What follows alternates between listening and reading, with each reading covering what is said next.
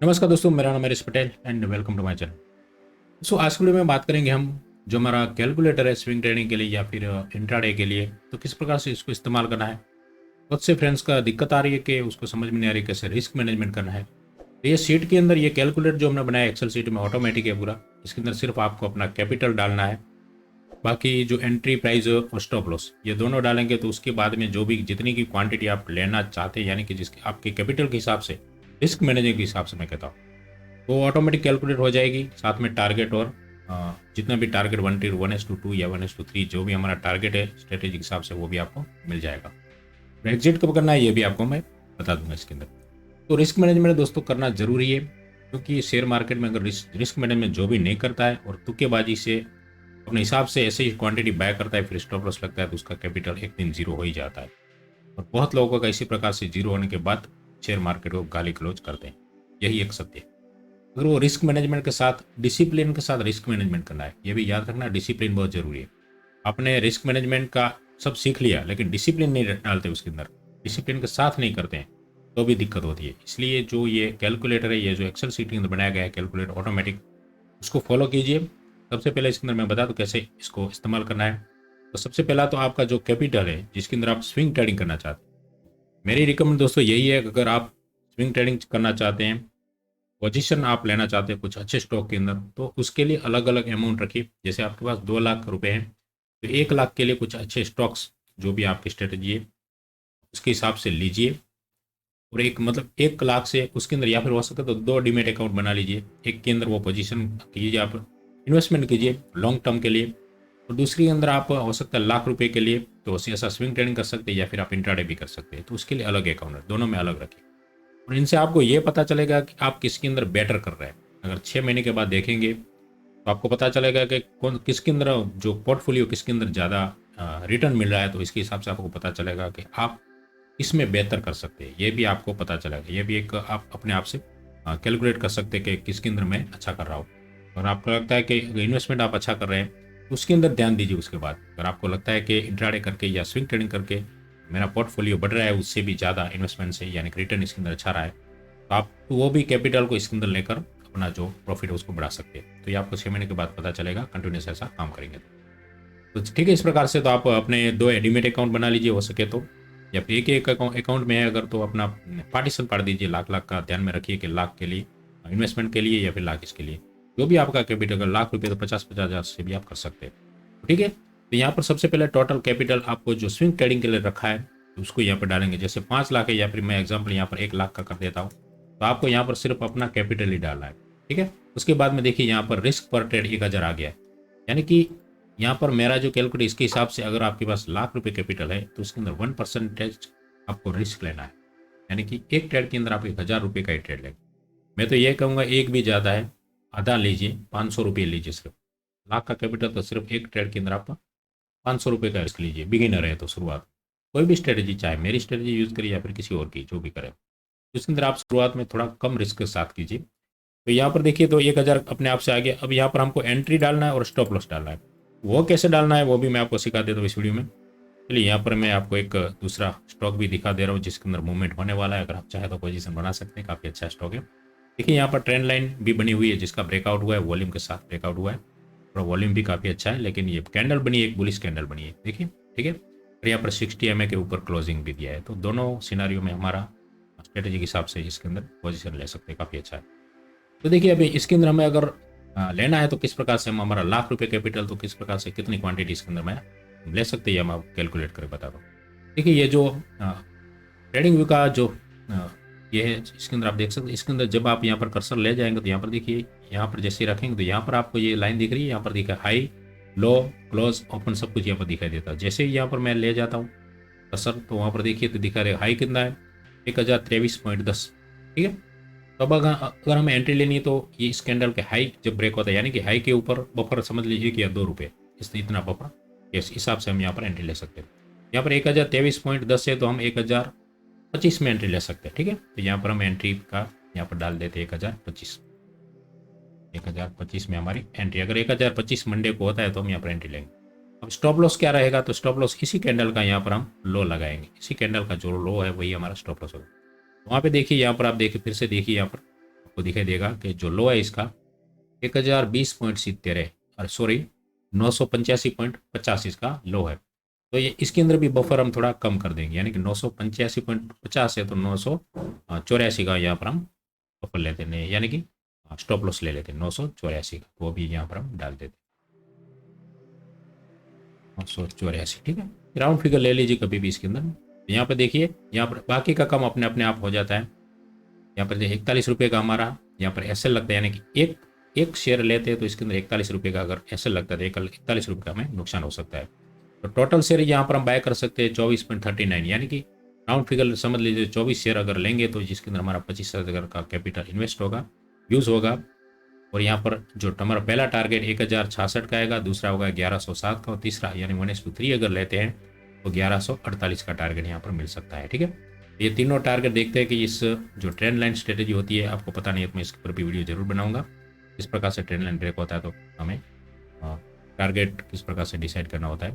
देखिए यहाँ पर ये जो आपको पता होगा, ये जो राइट साइड में जो यहाँ पर फंक्शन दिए हुए हैं, टूल्स दिए हुए हैं, इसके अंदर ये देखिए जो लॉन्ग पोजीशन है, ये लॉन्ग करने के लिए यानी कि बाय करने के लिए यहाँ पर इसका इस्तेमाल करते हैं। शॉर्ट है जो अगर किसी शेयर को हम बेचते हैं तो उसके लिए बनाया जाता है, तो यहाँ पर लॉन्ग पोजीशन इस पर क्लिक करते हैं, यहाँ पर इसके टॉप पर यानी कि जो हाई है वहाँ पर हम अगर ले जाते हैं, क्लिक करते हैं तो यहाँ पर अपने आप ये बन जाता है। तो ये जो नीचे का जो हमारा 985 वहाँ तक ले आएंगे।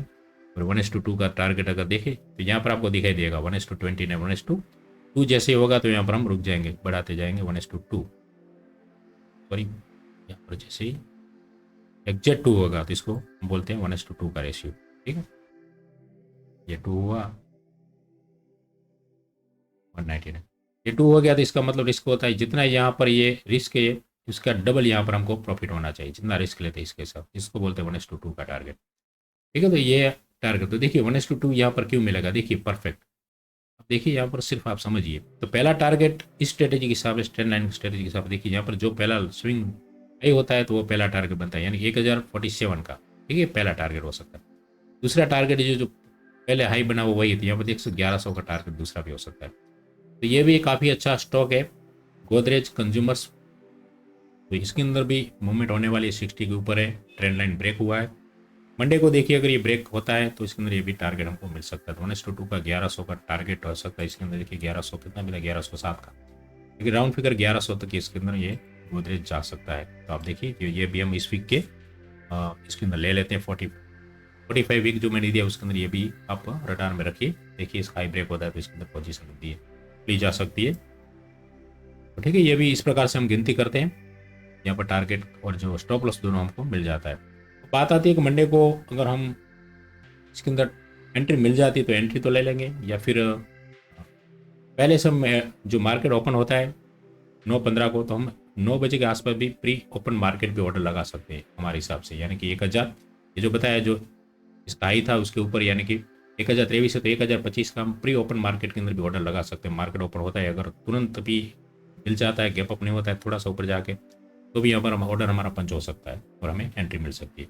इस प्रकार से भी आप लगा सकते हैं तो तुरंत एंट्री मिल जाए। तो इसके बाद में क्या करना है दोस्तों, एंट्री तो मिल गई, ये स्विंग ट्रेडिंग है तो इसके लिए हो सकता है तुरंत तो टारगेट मिलेगा नहीं। तो स्विंग ट्रेडिंग में याद रखिए कि एंट्री मिल जाती है तो सबसे पहला काम करना है आपको उसी दिन, यानी कि डेली, जब तक टारगेट न मिले तब तक आपको स्टॉप लॉस लगाना है डेली। मार्केट ओपन होने से पहले आपको प्री ओपन मार्केट, यानी कि प्री ओपन मार्केट आप ऑर्डर लगा सकते हो, उसके अंदर आपको स्टॉप लॉस की एंट्री कर देनी सबसे पहले जब तक टारगेट न मिले। और दूसरी बात, अगर आप स्विंग ट्रेडिंग कर रहे हैं तो पूरा दिन स्क्रीन सामने बैठेंगे नहीं, इसके लिए आपको कैसे पता चलेगा टारगेट मिलेगा। इसलिए आप जो भी जिसका भी आप डिमेट अकाउंट या फिर जिसका भी यूज़ कर रहे हैं आप, चाहे जीरोधा हो या फिर जिसके अंदर आपका डिमेट अकाउंट, उसके अंदर अलर्ट कैंडल आती है, अलर्ट के लिए एक होता है, तो उसके अंदर आप अलर्ट लगा दीजिए। जैसे इसका हमारा टारगेट रखा है 1100 का, तो ये बजा गोदरेज कंज्यूमर अगर 1100 पर आता है तो अलर्ट लगा दीजिए, तो आपको मोबाइल के अंदर आपको अलर्ट मिलेगा, नोटिफिकेशन मिलेगा कि ये 1100 आ गया है। जब भी आएगा 15 दिन 20 दिन कितने दिन दिए तो तुरंत आपको पता है। डेली आपको स्टॉप लॉस तो लगाना ही, लेकिन स्टॉप लॉस तो उसके ऊपर निकल गया तो 1:2 या फिर तो आप जितनी भी बार यहाँ पर अलर्ट लगा देंगे मोबाइल के अंदर सुबह डेली, ये डेली लगाना पड़ेगा। या फिर हो सकता है कुछ सुविधाएं हो कि एक बार लगा देते हैं तो फिर जब तक ये 1100 तक नहीं आता है तब तक वो एक्टिव रहती है। ऐसी सुविधा है तो अच्छा है, तो 1100 जब भी आएगा तो आपको मोबाइल के अंदर अलर्ट बजेगा। जैसे ही आपको पता चला कि गोदरेज कंज्यूमर 1100 आया तो तुरंत अपना जो स्टॉप लॉस है उसको निकाल कर आप तुरंत 1100 का टारगेट बुक करके निकल जाए उस स्टॉक से। इस प्रकार से आप स्विंग ट्रेडिंग के अंदर काम कर सकते हैं, क्योंकि ये स्विंग ट्रेडिंग के अंदर हमें पोजीशन 4-5 दिन 15 दिन तक भी लेनी पड़ती है, तो हम देखते तो नहीं रहेंगे पूरे दिन के कब ये टारगेट आएगा। इसलिए अलर्ट सिस्टम हर एक एप्लीकेशन में आती है, जितनी भी ब्रोकरेज की जितनी भी एप्लीकेशन है सबके अंदर अलर्ट आती है, तो अपने अलर्ट लगा के छोड़ दीजिए। और जब भी ये वो हिट होगा मार्केट दरमियान तो आपको पता चलेगा, और तुरंत अपना स्टॉप लॉस को चेंज करके वो टारगेट 1100 को जो भी हो, जो भी स्टॉक में जो भी हो, वो लगा के तुरंत बुक करके प्रॉफिट करके निकल जाइए। ठीक है दोस्तों, समझ में आएगा किस प्रकार से कैलकुलेटर को इस्तेमाल करना है। यहाँ पर जितने वाइट है वहीं पर आपको छेड़छाड़ करनी है, यानी कि उसी एडिट करना है। बाकी जितनी भी ये दूसरे बॉक्स में जो भी फिगर उसको आपको चेंज नहीं करना है। और इसका लिंक मैं आपको डिस्क्रिप्शन में दे दूंगा, वहाँ पे डाउनलोड करके अपने पीसी में या अपने मोबाइल में कहीं भी रख दीजिए सेव करके, और इसके हिसाब से काम कीजिए, तो आपका जो कैपिटल वो कभी जीरो नहीं होगा। और समझ लीजिए यहाँ पर आपको लगातार अगर लाख में से स्टॉप लॉस हिट हो रहे हैं और इसके अंदर कम होते होते यानी कि लाख से 90,000 हो गया, तो यहाँ पर आपको चेंज करना पड़ेगा। ऐसा नहीं कि हर बार आपको लाख की रखना है, कम होता है तो यहाँ पर भी आप कम करते जाइए। इससे क्या फ़ायदा होगा कि आपका रिस्क जो है वो भी कम होता जाएगा। मतलब ये जो 1000 का रिस्क ले रहे हैं एक ट्रेड के अंदर, उसके अंदर जैसे 90,000 यहाँ पर करते हैं तो आपका रिस्क भी 900 का ही हो जाएगा। ठीक है, इस प्रकार से यानी कि अगली बार जितनी वो जो ट्रेड की क्वांटिटी वो भी कम होती जाएगी। इसी हिसाब आप चलते रहेंगे तो कभी भी आपका कैपिटल कभी जीरो भी नहीं होगा। प्लस में जब भी अगर प्रॉफिट में रहते हैं, ये 90 का आप लाख भी कर सकते हैं। जब भी आपका प्रॉफिट होता है तो ये भी प्लस भी कर सकते हैं। इस प्रकार से एडिट भी करना है, लेकिन जो वाइट है उसके अंदर सिर्फ एडिट करना है, बाकी नहीं करना है। तो ठीक है, तो आशा करता हूँ समझ में आ गया होगा जी ये जो कैलकुलेटर हमारा कैसे इस्तेमाल करना है। सब कुछ मैंने डिटेल में बात की है, तो समझ में ना आए तो भी कमेंट जरूर कर सकते हैं। और वीडियो पसंद है लाइक जरूर कीजिए, चैनल पर नए तो सब्सक्राइब कीजिए, दोस्तों में शेयर कीजिए, इसकी लिंक भी शेयर कीजिए ताकि वो भी इसी कैलकुलेटर का इस्तेमाल कर सके और रिस्क मैनेजमेंट अच्छे तरह से कर सके और मार्केट में टिके रह सके।